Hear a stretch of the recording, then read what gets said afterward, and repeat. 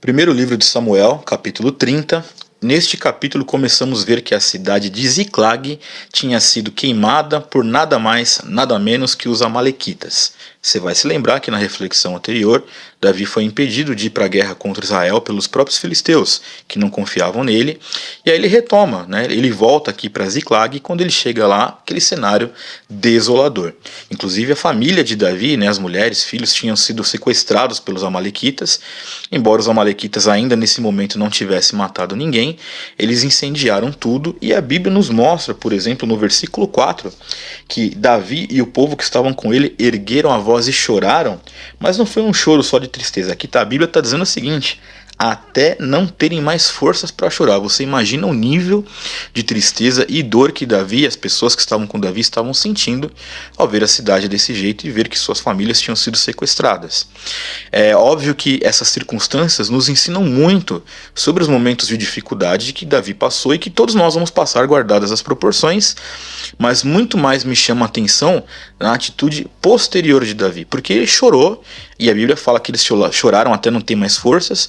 Porém, em algum momento Davi se levanta e ele não tem uma atitude precipitada. Ele vai até um filho do sacerdote, no caso ele vai a Abiatar, que é o sacerdote de Aimeleque, e fala assim: traz aqui a estola sacerdotal para que se fizesse uma consulta. E que consulta é essa? Olha, Senhor, devo ir atrás desse bando?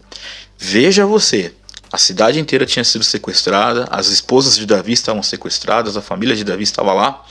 E ao invés de ele, no ímpeto, ir resolver isso, ele vai e pergunta ao Senhor: Senhor, devo ir? E vem a resposta. O Senhor respondeu: persiga o bando, porque você certamente os alcançará e libertará os cativos. Então, a partir desta informação, a partir de que momento que Deus fala para Davi, para ele ir lá e resgatar a sua família, é que Davi se move. Diferente do que muitas pessoas podem pensar, às vezes você vai dizer assim: poxa, Marco, mas essa é uma oração muito óbvia, quer dizer, é a minha família que está lá, o que eu faço? Eu já deveria ter ido. Essas coisas, tem gente que diz isso, que de certas coisas nós não precisamos consultar ao Senhor. Por alguma razão, nesse momento aqui da história, Davi teve essa sabedoria. Obviamente porque ele sabia que Deus era soberano, apesar da condição a qual ele estava vivendo. Isso também é um sinal que, embora Davi estivesse já sem esperanças de retornar a Israel, ele sabia que acima dele havia um Deus, e mesmo numa situação conflituosa como essa, ele preferiu orar antes de agir. E isso nos dá, certamente, uma sombra muito grande de sabedoria que nós precisamos ter. Quem dera nós orássemos antes de tomar as nossas decisões ou antes de agir de forma intempestiva. Seguindo aqui a narrativa, quando eles estão aí buscando esses amalequitas, aparece um egípcio que ficou deixado para trás, estava lá já 3 dias sem comer, a qual Davi alimenta esse homem, eles recuperam esse homem do campo, dá alimentação para ele, e ele fala para esse egípcio: olha, você consegue me levar até esses amalequitas? Aí o homem fala: eu levo, mas você promete que você me poupa a vida. E Davi vai lá atrás dos amalequitas, e a Bíblia fala que ele passou um dia, Davi os atacou, versículo 17, e lutou contra eles desde o crepúsculo até a tarde do dia seguinte, e nenhum deles escapou, a não ser 400 moços que montaram em camelos e fugiram. Imagine você, do crepúsculo de um dia até a tarde do dia seguinte, o tanto de guerra que foi, o tanto de matança que aconteceu aqui, dessa, vamos dizer, essa vingança de Davi, mas essa recuperação das coisas de Ziclag e das coisas de Davi. E a Bíblia nos mostra também que desta forma, Davi salvou tudo que os amalequitas tinham levado. Também salvou suas 2 mulheres, não lhes faltou coisa alguma, nem pequena, nem grande, nem os filhos e nem as filhas, nem o despojo, nada do que eles haviam tomado. Davi trouxe tudo de volta, tomou todas as ovelhas e gado, e levaram esses animais diante de Davi e disseram o seguinte: olha, esse aqui é o despojo de Davi.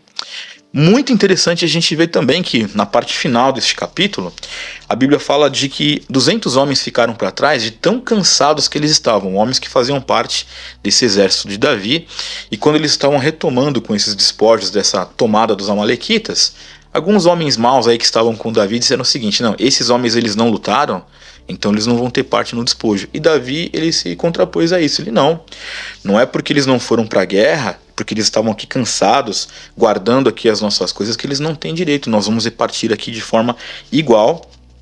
E muito justo Davi ter feito isso, e você vê que neste momento há apesar da circunstância que Davi estava, da situação que ele vivia, né, como eu já comentei em outras reflexões, ainda nesse momento, meio que como um mercenário, essa sabedoria que veio da parte de Deus, esse senso de justiça sempre esteve presente, mesmo nos momentos conflituosos.